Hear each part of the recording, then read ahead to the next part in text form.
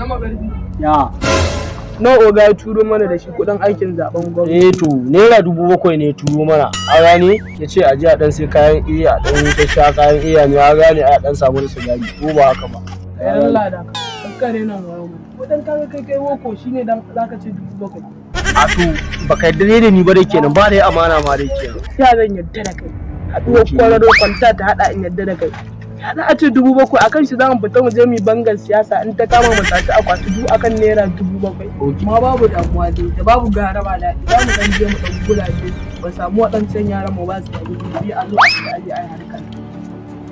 Ko da yake shi ma ya mai da arha yanzu fa nan fa a zaben shugaban ƙasar nan aka ba mu taliyan nan katan muka je ƙauyuka muka raba wani ƙauyen mu sha da kyar wani ƙauyen kuma mu ka gane.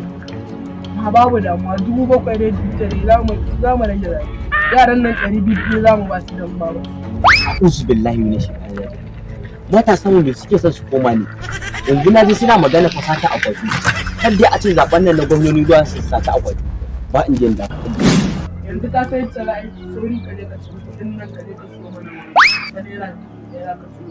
Sai ka na da sauri mana. Ya kace abu kamar wani kai ya fice ma. Kai na makarfi yana koma ina so in yi magana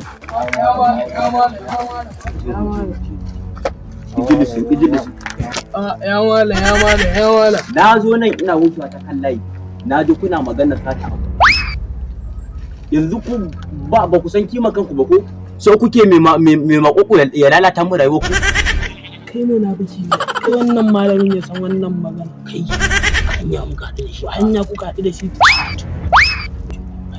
lokacin da kake mu an ji kila a cikin wai kus uban me kuke a nan gurin to tun wuri zan ba ku shawara idan za ku ɗauki shawara ta ku canza tafiya ku kama tafiya adalci tafiyar kima tafiyar da ba a sawa a zalunci wani kuma ba a sawa a sato a kwato tafiyar NNPP wato tafiyar injiniya Abba Kabir Yusuf to ku sani zan gaya muku shi duk wanda zai sa ku je ku yi banga siyasa ku sato akwati ko kuma ku yanki wani ba masoyanku bane idan kuma masoyanku ne me yasa ba zai sa ƴaƴansa su yi ba dan haka tun wuri ku san da tafiya shawara nake ba ku a matsayinku na ƴaƴana kuma ƴaƴan abokaina kamar ƴaƴana kuke dole ne in ba ku shawara kuma dole ne ku ɗauka dan haka ku san da tafiya tun wuri na gaya muku ku kama tafiyar injiniya Abba Kabir Yusuf domin shi ne zai ceto Kano daga cikin kalubalen da take ciki.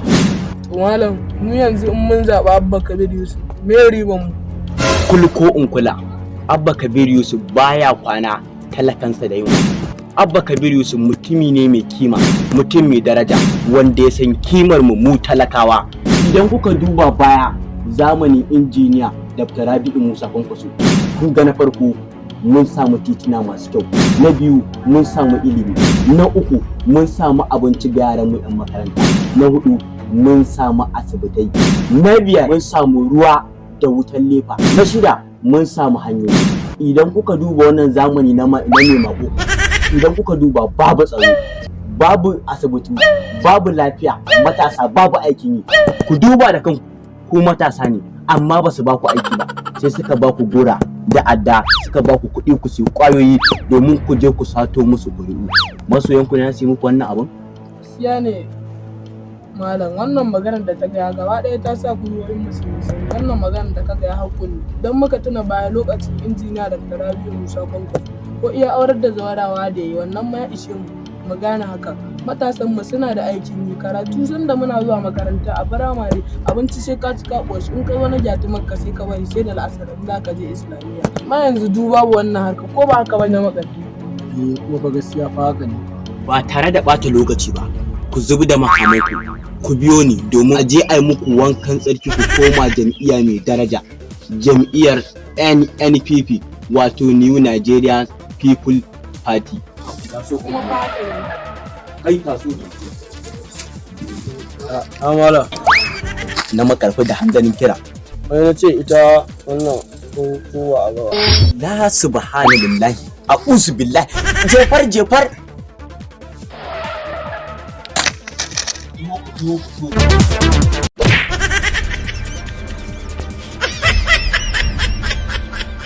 To ƴan uwana matasa. Wannan jan hankali ne a gare ku. Kar ku yadda wani ko wata ya zo ya ruɗe mu da kuɗi domin ya aika mu je mu ci zarafin wani ko mu je mu zubar da jini. Ko kuɗi ko wani abun domin ku zaɓe shi. Duk wanda ya muku wannan abu to ku sani ba masoyin ku bane. To matasa ina kira gare mu. Duk wanda ya zo ya ba mu makami ko kuma kuɗi domin mu sai kayan maye domin mu je mu sari wani ko kuma mu sato akwati. Ku ce masa baya son mu. Idan kuma har ya ce yana son mu to ku ce masa ya fito da ɗansa domin ya jara gamar abin. Kira ga matasa. Wana maza da mata ga sauyi ya tunkaro mu, sauyi ya zo mana har gida, ga cancanta ta taho kuma mu za mu zaɓe ta da hannunmu. Saboda haka sai mu fito kwanmu da kwarkwatan mu gaba ɗaya mu maza da mata, yayyenmu da iyayenmu da ɗaukakanmu domin mu je mu zaɓi injiniya Abba Kabir Yusuf. Shi ne mu